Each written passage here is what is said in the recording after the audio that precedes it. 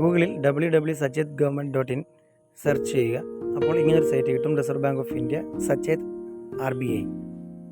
അതിൽ ക്ലിക്ക് ചെയ്യുക. അതിൽ ക്ലിക്ക് ചെയ്ത് കഴിഞ്ഞപ്പോൾ നമുക്ക് മലയാളം ലാംഗ്വേജ് തിരഞ്ഞെടുക്കാം. ഏത് ലാംഗ്വേജ് വേണമെങ്കിലും നമുക്ക് തിരഞ്ഞെടുക്കാവുന്നതാണ്.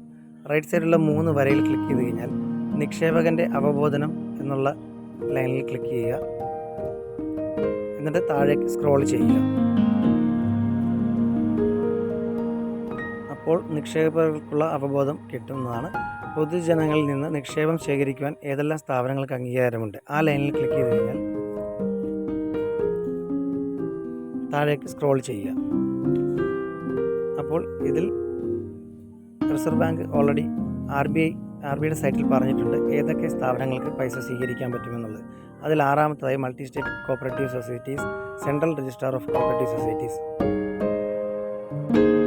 RBIയുടെ സൈറ്റിൽ മെൻഷൻ ചെയ്തിട്ടുണ്ട് എവിടെയൊക്കെ നിക്ഷേപിക്കാമെന്ന്. Thank you.